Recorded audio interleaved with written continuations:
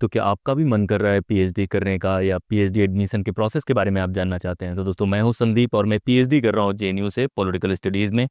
और सबसे पहले अगर आपको पीएचडी एडमिशन चाहिए तो ये जानना पड़ेगा कि पीएचडी होती क्या है। तो पीएचडी इन जनरल एक डिग्री है इंडिया में जो मास्टर्स के बाद लोग करते हैं। पहले एमफिल हुआ करता था, उसके बाद पीएचडी होती थी।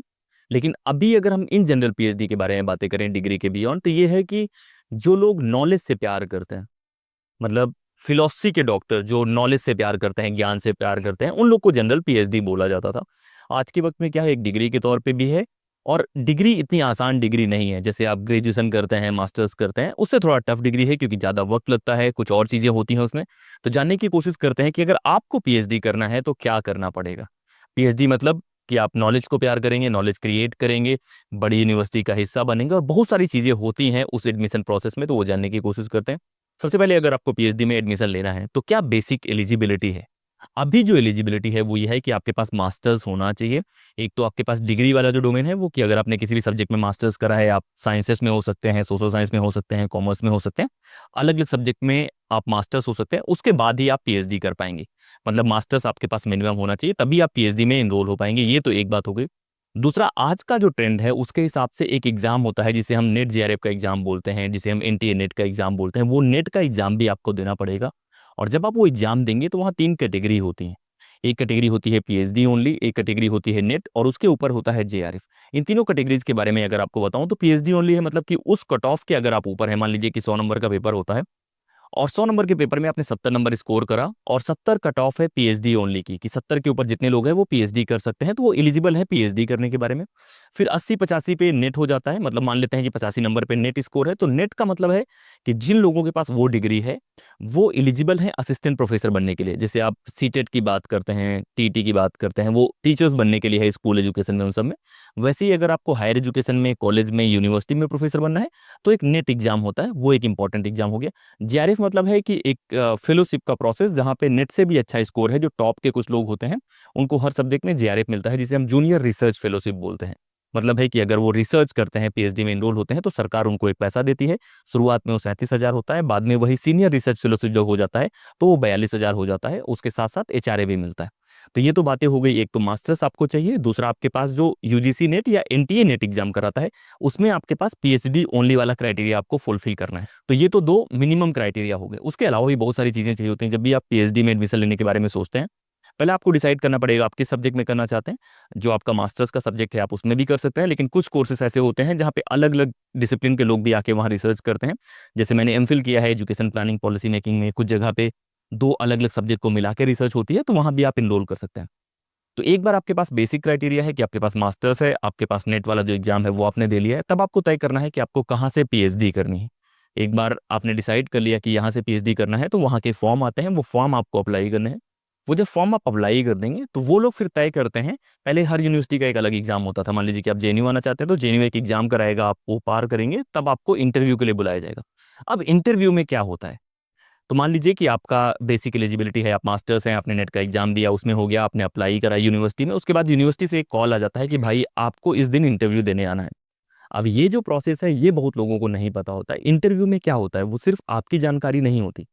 जब भी आप पीएचडी करते हैं, मान लीजिए कि मैं चाहता हूं कि मैं इस टॉपिक पे रिसर्च करूं, तो मेरे दिमाग में सिर्फ ये नहीं होगा कि मैं किस विषय में रिसर्च करना चाहता हूं, मुझे ये भी पता होता है कि मैं किस टॉपिक पे रिसर्च करना चाहता हूं। इन जनरल बता देता हूं कि जैसे मैं पॉलिटिकल साइंस से हूं और मैं ये देखना चाहता हूं कि क्या सोशल मीडिया के आने की वजह से लोगों के बीच में जो मेल जोल है या लोगों के बीच में टकराव बढ़ने लगा है। अगर मेरा ये गोल है, इस तरह का मैं रिसर्च देखना चाहता हूं, तो मैं एक प्रपोजल बनाऊंगा। जैसे प्रपोज करते हैं ना कि भाई ये मैं सोच रहा हूँ, और फिर मैं उनके सामने प्रस्तुत करूंगा कि सर, जो भी टीम होगी, जो भी यूनिवर्सिटी होगी, उसके सामने, डिपार्टमेंट के सामने जाके, कि मैंने ये सोचा है। और वो काफ़ी डिटेल्ड होता है, उसके बारे में किसी और वीडियो में बताऊंगा कि उसमें क्या क्या चीज़ें होती हैं, रिसर्च प्रपोजल में क्या क्या होता है, उसमें देखेंगे। लेकिन इन जनरल वो एक प्रपोजल होता है जिसमें आप बताते हैं कि जिस टॉपिक पे आप रिसर्च करना चाहते हैं वो टॉपिक में रिसर्च क्यों होनी चाहिए, कौन से सवाल हैं जो आप देखना चाहते हैं, कौन सी प्रॉब्लम है जो आप सॉल्व करना चाहते हैं, और उस विषय पे आपने क्या क्या पढ़ाई करी है, और उस विषय पे जो आपका काम होगा वो बाकी लोगों से कैसे अलग होगा। ये प्रपोजल जब आप तैयार कर लेंगे, फिर आप जाएंगे यूनिवर्सिटी में इंटरव्यू देने। वहाँ वो लोग आपसे सवाल पूछेंगे। डिपार्टमेंट में यूजुअली 15 से 20 लोग होते हैं, प्रोफेसर्स होते हैं जो आपसे सवाल पूछते हैं। आपसे जानकारी हासिल करते हैं कि आपको कितना आता है उस विषय में जो आपने विषय लिया है, क्या आपके विषय पे रिसर्च हो पाएगी कि नहीं हो पाएगी, जो विषय आपने बनाया है वो कितने अच्छे से बनाया है। वो बहुत तरह के सवाल होते हैं और अलग अलग यूनिवर्सिटी में अलग अलग लेवल का सवाल होता है। जैसे आप जेएनयू आएंगे तो वहाँ काफ़ी कठिन सवाल आपसे पूछे जाएंगे। अलग अलग यूनिवर्सिटी के अलग अलग प्रोसेस है, लेकिन यही इन जनरल प्रोसेस होता है। तो ये इंटरव्यू आपने दे दिया। अब मान लेते हैं कि आप सेलेक्ट हो जाते हैं। अब ये जब आप सेलेक्ट हो जाएंगे तो एक लिस्ट आएगी, लिस्ट के बाद आप एडमिशन लेंगे यूनिवर्सिटी में, और जब आप एडमिशन ले लेंगे तब वहाँ पे फिर 6 महीने का और साल भर का कोर्स वर्क होता है। कोर्स वर्क में जहाँ आपको सिखाया जाएगा कि भाई ये रिसर्च के तरीके होते हैं, ये मेथड होते हैं। जब भी आप रिसर्च करने जाएंगे तो कुछ तरीके भी तो होंगे कि आप रैंडम रिसर्च थोड़ी करेंगे कि आपके दिमाग में कुछ भी आया आप कुछ भी पढ़ लेंगे। तो उसका एक तरीका होता है, टेक्निक होती है, रिसर्च मेथडोलॉजी होती है, क्या थेरी होती है, वो सारी चीज़ें 6 महीने साल भर में आपको सिखाई जाएंगी। उसके बाद आपको एक सुपरवाइजर अलॉट कराया जाएगा। कुछ यूनिवर्सिटी में पहले ही सुपरवाइजर अलॉट करा देते हैं जिनके गाइडेंस में आप अपनी पीएचडी करते हैं। और फिर ये पीएचडी का प्रोसेस चलता रहता है। एक कमेटी बैठती है जो आपके टॉपिक को पास करती है। 1 साल बाद वो पास हो जाता है तो फिर आप अपने सुपरवाइजर के साथ, और एक रिसर्च कमेटी होती है उसके साथ मिलकर आप अपने टॉपिक पे काम करते हैं। जो भी रिसर्च करना है, जो भी लिखना है, जो भी फील्ड का काम है, वो सारी चीज़ें आप करते हैं। और एक समय लगभग 4 साल 5 साल जब भी कंफर्टेबल टाइम होता है आपके सुपरवाइजर के हिसाब से, आपके हिसाब से, फिर आप अपनी जो भी थेसिस लिखना होता है, मतलब जो भी रिसर्च आपने करी है उसको आप लिखेंगे। और लिखने के बाद फिर आप उसको प्रेजेंट करते हैं। फिर वो प्रेजेंटेशन के बाद सबमिट करते हैं, और सबमिशन के बाद फिर एक आपका इंटरव्यू होता है। तब आपकी पीएचडी कंप्लीट मानी जाती है और आपके नाम के आगे डॉक्टर लग जाता है। तो ये तो बातें हो गई कि क्या क्या प्रोसेसेस होते हैं जब भी आप एडमिशन लेने की कोशिश करते हैं। अब एक एक प्रोसेस को देखने की कोशिश करते हैं। पहला है कि मास्टर्स का होना और जो बेसिक नेट का एग्जाम है वो दोनों इंपॉर्टेंट है, तो वो तो क्राइटेरिया आपको फुलफिल करने ही है। तो अगर आप पीएचडी के बारे में सोच रहे हैं, आपके दिमाग में आ रहा है, तो आपको मास्टर्स भी होना चाहिए और आपके साथ साथ नेट वाला जो पेपर है वो भी पेपर आपको देना पड़ेगा। तो ये दोनों बातें करनी है। तीसरा जो इंपॉर्टेंट काम है, रिसर्च प्रपोजल बनाना, कि आपके पास दोनों एलिजिबिलिटी है। आपने यूनिवर्सिटी में अप्लाई कर दिया, लेकिन रिसर्च प्रपोजल बनाना एक इंपॉर्टेंट पार्ट है, क्योंकि अगर आपका रिसर्च प्रपोजल अच्छा नहीं होगा, सबसे बच्चे इसी चीज़ में कंफ्यूज होते हैं क्योंकि उनको पता नहीं होता कि रिसर्च प्रपोजल कैसे बनाते हैं। उसके बारे में हम वीडियो लाएंगे। लेकिन इन जनरल रिसर्च प्रपोजल एक इंपॉर्टेंट स्टेप होता है जब भी आप पीएचडी करने जाते हैं, कि आप किस टॉपिक पे काम करना चाहते हैं, कैसे काम करना चाहते हैं, वो सारी बातें उसमें होती हैं। तो रिसर्च प्रपोजल आपको बनाना है। उसके बाद इंटरव्यू में कैसे आप अच्छा परफॉर्म करेंगे। मान लीजिए कि बहुत अच्छा रिसर्च प्रपोजल आपके पास है, लेकिन जब आप इंटरव्यू में जाते हैं तो आप अपनी बातें रख ही नहीं पाते हैं, आप प्रेजेंट नहीं कर पाते हैं। जो बातें आपको कहनी है आप नहीं कह पाते हैं, जो बातें आपके दिमाग में हैं वो दिमाग में रह जाती हैं, तो फिर आपका सिलेक्शन नहीं होगा। तो आपको इंटरव्यू की भी तैयारी करनी है। कैसे आप उनको 2 मिनट 3 मिनट में बताएंगे कि भाई ये टॉपिक है मेरा, मैं इस पे काम करना चाहता हूँ, मैंने ये पढ़ा है। फिर वो आपसे सवाल करेंगे, उन सवालों का कैसे जवाब देंगे, वो सारी बातें आपको जाननी पड़ेंगी। तब कहीं ना कहीं आपके चांसेस बनते हैं। और एक बार आपका एडमिशन हो जाता है तो फिर आपको कोर्स वर्क भी करना है, वो सारी चीज़ें करनी है। तो ये तो बातें हो गई कहाँ आपको ध्यान देना है। अब मैं कुछ बातें आपको बताता हूँ कि किन लोगों को पीएचडी करनी चाहिए या पीएचडी में आने से पहले उनको क्या सोचना चाहिए। 2-3 बातें मैं आपको बता देता हूँ। पहला ये है कि अगर आप ये सोच के आ रहे हैं कि इस फील्ड में पैसा बहुत है, तो इनिशियली जब भी आप इस फील्ड में आएंगे तो उतना पैसा नहीं है जितना आप बाहर जॉब कर रहे होंगे, खासतौर पे अगर पढ़ने में आप बहुत अच्छे हैं। क्योंकि इन जनरल जब आप जेआरएफ हैं, आपके पास फेलोशिप है, तो आपको 42,000 37,000 के आसपास मिलेगा। 37,000 फिर 42,000। और इन कंपेरिजन टू जो आईटी में जॉब है उनसे काफ़ी कम है। पहली बात तो ये ध्यान रखनी।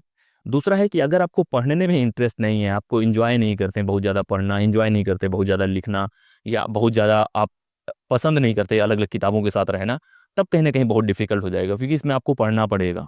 आप हर 4 दिन में एक किताब निकालेंगे, उससे कुछ चीज़ें पढ़ेंगे, नोट करेंगे, तो ये प्रोसेस चलेगा। तो अगर आप पढ़ाई इंजॉय नहीं करते तो आपको पीएचडी वाला डोमेन अवॉइड करना चाहिए। 2 बातें हो गई। तीसरा ये है कि अगर आपके पास टाइम बहुत लिमिटेड है, कि आप सोच रहे हैं कि आप आएंगे 3 साल में पीएचडी करेंगे फिर आप जॉब कर लेंगे, वो सब माइंडसेट के साथ आएंगे तो दिक्कत हो जाएगी। क्योंकि आपको नहीं पता कि टाइम कितना लगेगा, क्योंकि उसमें बहुत सारे फैक्टर्स होते हैं। ये वैसे ही है कि आप कुछ खोजने जा रहे हैं जहाँ पे आपके पास वक्त तो है, लेकिन आप क्लियर नहीं है कि कब वो चीज़ मिलेगी। तो वो आपके सुपरवाइजर पे डिपेंड करता है, वो आपके डिपार्टमेंट पे डिपेंड करता है, वो आपकी काबिलियत पे डिपेंड करता है। और काबिलियत के अलावा भी बहुत सारे फैक्टर्स होते हैं कि आप फील्ड में जाना चाहते हैं। मान लीजिए कि आपने इलेक्शन के ऊपर कोई काम ले लिया, इलेक्शन होगा ही 29 में, तो 29 वाले इलेक्शन अगर आपको देखना है तो तब तक आपको रहना पड़ेगा। तो बहुत सारे फैक्टर्स होते हैं। तो अगर आपके दिमाग में है कि आप 3 साल में जाके ये फिनिश कर देंगे, ये कर देंगे, तो उस माइंडसेट के साथ मत आइए, क्योंकि आपको निराशा हाथ लगेगी। क्योंकि पीएचडी थोड़ा एडिक्टिव भी होता है, मतलब आपको काम करने में मजा आने लग जाता है, आपको पढ़ने में मजा आने लग जाता है। तो आप चाहते हैं कि आप ज़्यादा एंजॉय करें, पढ़ें, ज़्यादा अच्छा काम करें, तो उसकी वजह से भी ज़्यादा टाइम लगता है। तो ये तो बातें हो गई कि क्या क्या बातें आपको ध्यान रखनी है। अब बात आती है कि जब भी आप पीएचडी एडमिशन के बारे में आना चाहते हैं, पीएचडी लेना चाहते हैं, तो आप यूनिवर्सिटी कैसे डिसाइड करते हैं कि कौन सी यूनिवर्सिटी बेस्ट रहेगी। तो सबसे अच्छा तरीका होता है कि जो बेस्ट यूनिवर्सिटीज़ हैं उनका लिस्ट बनाइए, कोशिश कीजिए कि जो बेस्ट हैं वो मिले। उसके बाद सेकेंड क्राइटेरिया होता है लोकेशन का, कि अगर आप के फैमिली वाले या अलग अलग इशूज़ हैं जो आपको घर के नज़दीक चाहते हैं, तो नज़दीक में आप यूनिवर्सिटी देखिए, वहाँ देखिए कि कौन प्रोफेसर सच्चे हैं, उनके साथ काम कर सकते हैं। वो एक डिसीजन का क्राइटेरिया हो सकता है। तीसरा क्राइटेरिया हो सकता है कि कहाँ यूनिवर्सिटी में जॉब अपॉर्चुनिटीज़ ज़्यादा हैं, कुछ जगह के कनेक्शंस अच्छे होते हैं, प्रोफेसर्स के कनेक्शंस अच्छे होते हैं, तो उसके हिसाब से भी आप डिसाइड कर सकते हैं, लेकिन वो काफ़ी पर्सनल चॉइस है। मेरा ये है कि आप सब्जेक्ट देखिए, यूनिवर्सिटी देखिए और उसके हिसाब से आप डिसाइड कीजिए। तो ये तो इन जनरल बातें हो गई पीएचडी एडमिशन से रिलेटेड, जो स्टेप्स होते हैं उसके बारे में मैंने बताया, क्या चीज़ें आपको ध्यान रखनी है उसके बारे में बताया, यूनिवर्सिटी कैसे सेलेक्ट करते हैं उसके बारे में बताया। अगर आपके पास और भी सवाल हैं पीएचडी एडमिशन्स को लेके कि एडमिशन्स में और क्या-क्या चीज़ें होती हैं, तो वो सवाल आप पूछ सकते हैं।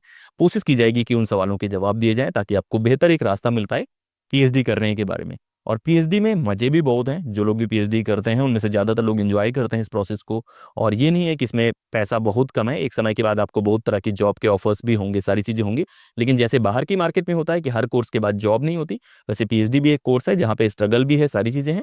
लेकिन अगर आप इस फील्ड में आप आना चाहते हैं तो एक अच्छा फील्ड है, जहाँ रिस्पेक्ट भी है, जहाँ आप बहुत चीज़ें सीख सकते हैं, बहुत सारी नई चीज़ें कर सकते हैं।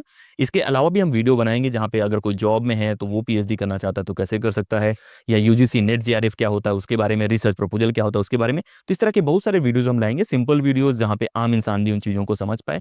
तो आपको कमेंट करके बताना है कि आपको किस विषय पे वीडियो चाहिए, और जो भी वीडियोज़ आपको चाहिए आप कमेंट करके बताइए, वो वीडियोज़ क्रिएट किए जाएँगे। इस वीडियो में इतना ही। जय हिंद।